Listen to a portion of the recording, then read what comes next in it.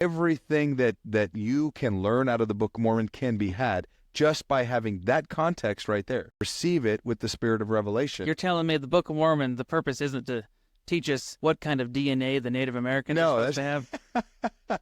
Man, we're not even getting into that conversation today. No, the point is the context, the historical context you need to have is revelation. That's how it was written, translated, and that's how we are to receive it. At the end of the title page, I pulled it up here.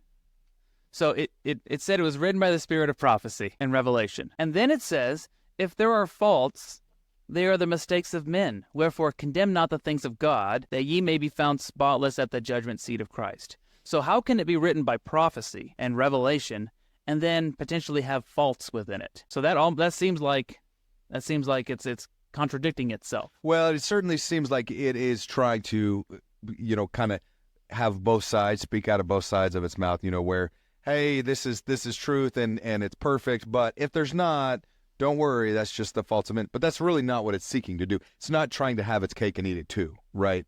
Essentially, it's exactly what we said. It contains the fullness of the everlasting gospel. However, there may be aspects of it that are outside of that, whatever they may be, secular components of the story that's being used to paint the picture that the Spirit's trying to convey. Whatever it may be, are there aspects of that may be slightly off or that may not be exact from a historical perspective? Sure. But that does nothing to impact or affect the spiritual components that are being taught in the Book of Mormon. And that goes back to the whole purpose. It's not a history book. Right. Yep. The purpose of the Book of Mormon it's a spiritual purpose. It's to convince the world that Jesus is the Christ, the eternal God. And it's a witness, keystone of the religion. It's a prophetic proof of the restoration of the gospel.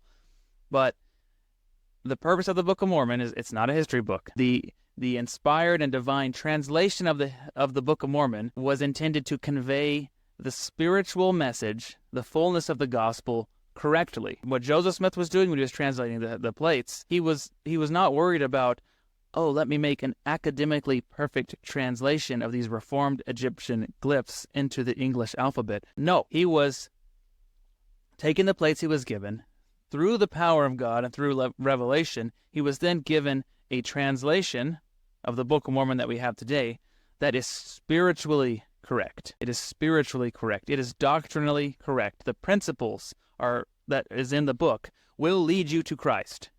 Yeah. The narratives and the history and whatever's in there, there can be faults of men. It was written by men. It was translated by men. There can be faults of men in the words and in the translation, and that's fine because it is still spiritually correct. It serves its purpose of convincing the reader that Jesus is the Christ and the eternal God, and that is where we should look to him, and through his organization and his church and his priesthood, that is where we should look and we should go for salvation and for eternal life. In that respect, it's perfect. It fulfills its mission, it does its job, and we can get all of that out of it if that's what we go into it looking for. We go into it with that spirit of prophecy and revelation. Yeah.